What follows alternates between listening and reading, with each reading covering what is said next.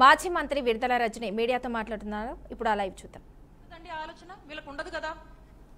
మరి ఈ రోజున మరి వీళ్ళకు కూడా ఇక మేం చెప్పిందే మా నాయకుడు జగన్మోహన్ రెడ్డి గారు మేము ఉన్నప్పుడు 25 lakhs వరకు కూడా లిమిట్ పెంచాము. మరి అదే వీళ్ళు కూడా అదే మేము ఆల్రెడీ 25 లక్షల చొప్పున మనం ప్రతి కుటుంబానికి పెంచి ఇస్తున్నాం. మరి దాన్నే వీళ్ళు ఏదో కొత్తగా కనిపెట్టినట్టు చంద్రబాబు నాయుడు గారే వచ్చి ఇది ఇస్తున్నట్టుగా దానికి మళ్ళీ మార్కెటింగ్ చేసుకొని ఆరోగ్యశ్రీలో మేము 25 లక్షల వరకు కూడా ఇస్తున్నాము, బీపీఎల్ ఫ్యామిలీస్ కి ఈ విధంగా ఇస్తున్నాము, ఈ విధంగా చేస్తున్నామని చెప్పి ఊదరగొట్టడము. ఇక అందులో కూడా అన్ని ప్రొసీజర్స్ కవర్ చేయరంట, కొన్ని ప్రొసీజర్స్ మాత్రమే కవర్ చేస్తారు. మళ్ళీ అబవ్ పవర్టీ లెవెల్ కి 2.5 లక్షలు మాత్రమే కవర్ చేస్తారంట. ఈ విధంగా కోతలు పెట్టుకొని మళ్ళీ దాంట్లో 100 కండిషన్స్ తీసుకొచ్చి ప్రజలకు ఇవ్వాల్సినటువంటి వైద్యం అందించకుండా వాళ్ళని కన్ఫ్యూజ్ చేస్తూ ముందుకు వెళ్తున్నటువంటి పరిస్థితి ఈరోజు చూస్తా ఉన్నాం. నెట్వర్క్ హాస్పిటల్స్ పరిస్థితి ఏంటి? ఈ రోజున ఈ నెట్వర్క్ హాస్పిటల్స్ చేతులు ఎత్తేసాయి. డాక్టర్లందరూ కూడా నంబర్ ఆఫ్ టైమ్స్ వాళ్ళు ధర్నాలకు దిగి వాళ్ళు సమ్మెలు చేస్తూ ఉంటే వాళ్ళని పిలిచి మీరు ఏం మాట్లాడతారు? 1 time settlement అని మాట్లాడతారు. 1 time settlement ఎప్పుడు చేస్తారో తెలుసా?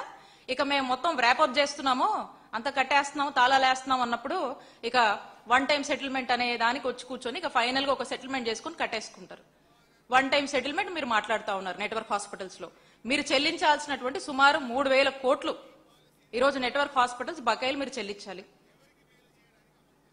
ఇవి ఎక్కడ చెల్లించాల్సి వస్తుంది ఏంటని చెప్పేసి ఇక వాళ్ళు బట్ వాళ్ళు నంబర్ ఆఫ్ టైమ్స్ లెటర్స్ రాసి సమ్మెకు దిగితే వాళ్ళతో 1 time settlement కి మీరు మాట్లాడుతున్నారు. అంటే దీన్ని బట్టి ఏంటి? స్పష్టంగా ఆరోగ్యశ్రీని చంద్రబాబు నాయుడు గారు చంపేస్తున్నారు. మరి ఈ రకంగా రాష్ట్రంలో ఉన్నటువంటి పరిస్థితులు మనం చూస్తా ఉన్నాము. ఇక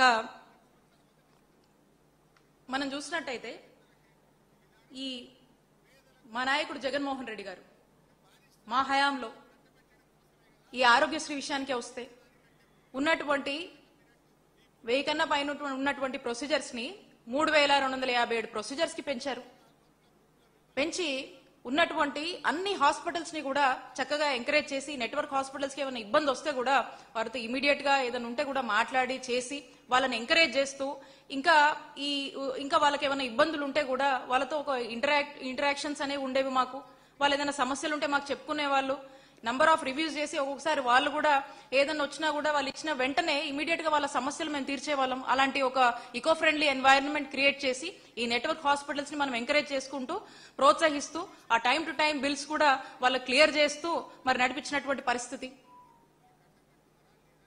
అప్పటికే మనం చూసినట్టయితే ఇక ఈ నెట్వర్క్ హాస్పిటల్స్ ఈ రోజున అందరూ కూడా చేతులు ఎత్తేసినటువంటి పరిస్థితి. మా నాయకుడు జగన్మోహన్ రెడ్డి గారు ఉన్నప్పుడు ఇలాంటి పరిస్థితులు రాలే. ఒకవేళ ఏదైనా వచ్చినా కూడా ఇమీడియట్ గా మేము వాటిని రెక్టిఫై చేసుకుని ప్రజలకు ఎక్కడా కూడా వైద్య సేవలు అంతరాయం కలగకుండా ప్రజలందరికీ కూడా చక్కటి నాణ్యమైన వైద్య సేవలు ఇస్తూ ముందుకు వెళ్ళినటువంటి పరిస్థితులు. నెట్వర్క్ హాస్పిటల్స్ కూడా 2,300 వరకు కూడా పెంచినటువంటి పరిస్థితులు. ఎవరు కూడా ఇంకో చోటకు వెళ్లకుండా వేరే రాష్ట్రాల వైపు చూడకుండా మన రాష్ట్రంలోనే మనకు చక్కటి సూపర్ స్పెషాలిటీ మల్టీ స్పెషాలిటీ వైద్య సేవలు ఇక్కడే అందాలి, ప్రతి జిల్లాకు పెద్ద ఆసుపత్రి ఉండాలని చెప్పేసి ఈ 17 గవర్నమెంట్ మెడికల్ కాలేజ్ తేవాలని చెప్పి శ్రీకారం చుట్టి అడుగులు వేసినటువంటి విధానం ప్రజలందరికీ కూడా తెలిసిందే. మరి ఈ రోజున పీపీపీ అని చెప్తూ వీళ్ళు వీటిని అమ్మేసి వాళ్ళ కిక్ బ్యాక్స్ కోసము కమిషన్స్ కోసం ఏ విధంగా ప్రయత్నిస్తున్నారో మనం చూస్తా ఉన్నాము.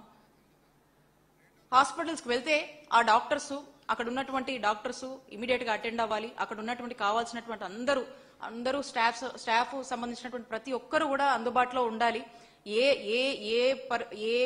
వ్యక్తి కూడా వైద్యం కోసం వెళితే అక్కడ ఇబ్బందులు ఉండకూడదని చెప్పి ప్రతిదీ మందులు కావచ్చు, టెస్ట్లకు సంబంధించి కావచ్చు, డాక్టర్స్ కావచ్చు, నర్సెస్ కావచ్చు, కావాల్సినటువంటి పారామెడికల్ స్టాఫ్ కావచ్చు, ప్రతి ఒక్కరిని అన్ని విధాలుగా కూడా మరి అందుబాటులో ఉంచి 0 వేకెన్సీ పాలసీ తీసుకొచ్చి కావాల్సినటువంటి రిక్రూట్మెంట్స్ అన్ని కూడా పూర్తి చేసి మరి వస్తున్నటువంటి రిక్రూట్మెంట్స్ ని కూడా ఏ మాడ్యూల్స్ లో ట్రై చేసి వీటిని భర్తీ చేయాలి. రాష్ట్ర వ్యాప్తంగా కూడా ఎక్కడ కూడా ఈ డాక్టర్ల కొరత ఉండకూడదు, ఎక్కడ కూడా పేషెంట్స్ ప్రజలు ఎవరు కూడా ఇబ్బంది పడొద్దు అనేటువంటి ఒక ఉద్దేశంతో ఏ విధంగా కమిట్మెంట్ తో ముందుకు వెళ్లారో జగన్మోహన్ రెడ్డి గారు మీరు అందరూ కూడా చూశారు. మరి ఈ రోజు నంబర్ ఆఫ్ ఇన్సిడెంట్స్ మనం చూస్తా ఉన్నాము. ఈ రోజు కూడా ఇక్కడ కాకినాడలో చూసాం, ఒక గర్భిణీ స్త్రీ చనిపోయింది. మొన్న నెల్లూరులో కూడా అంబులెన్స్ సకాలంలో టైం రాక ఒక వ్యక్తి చనిపోయారు. ఇలా ఎప్పటికప్పుడు రెగ్యులర్ గా ఏదో ఒక చోట మనం ఏదో ఒక ఇన్సిడెంట్